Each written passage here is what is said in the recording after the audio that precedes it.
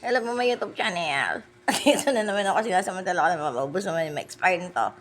Like ako, nung maliit, lumaki ako sa, hindi ko alam si Vincent Bawang.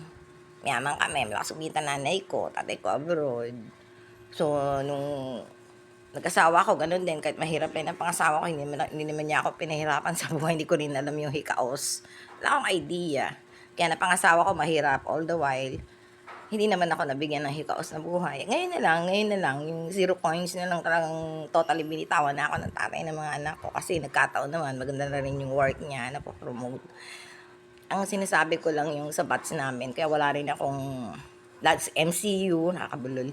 Sa MCU namin sa Caloocan, sa Monument, yan, mga bats ko doon karami professional na, o yan, mayaman na, kagaya ko mga housewife. Minsan nagtataka ako, kung minsan yung iba, karpintero lang yung husband sa abroad, nakanganga ako. Kasi nakakabili na ng mga bahay. Kasi yung tatay ng mga anak ko, may mga pera kami sa bangko, pinapalabas niya, yun ang papadala.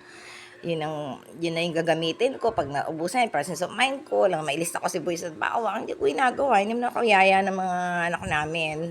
Mga anak ko yan, lilista ko, why not? Pero sa asawa, lilista mo yung gastusin para ng presence of mind ko. Isasagot ko yung mga anak ko, yung mga gastusin, college, whatever. Yun lang, sinasabi ko, umalat akong tanga.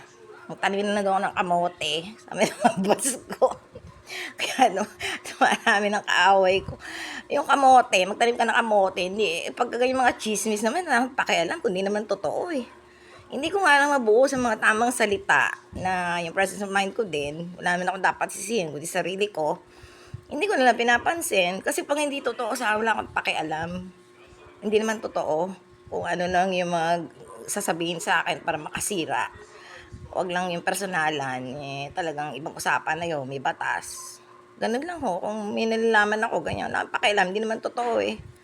Hindi naman ako sobrang tanga. Kung katangahan naman yan, siguro general naman yan, kumbaga sa dagat. Hindi lang ako mag-isang malulunod. Maraming hindi rin marunong lumangoy. Talaga naman hindi ko alam. Yung ako mag-hypocrite, mag-TH. Minsan nga ako sa Facebook. Yung iba gan, minsan kahit sa high school hindi natapos. Nabili agad, yan, no name.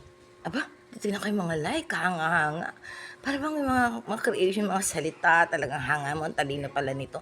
Doon pala nila like lang pala yun. Santak-sang katangahan ko. Super talino na sa akin, OMG. Akala ko sa pinagdampot, akala ko creation of own. Doon pala mga nila-like lang, OMG, yung katangahan ko, OMG naman nga. That's all, Pax. Babosh.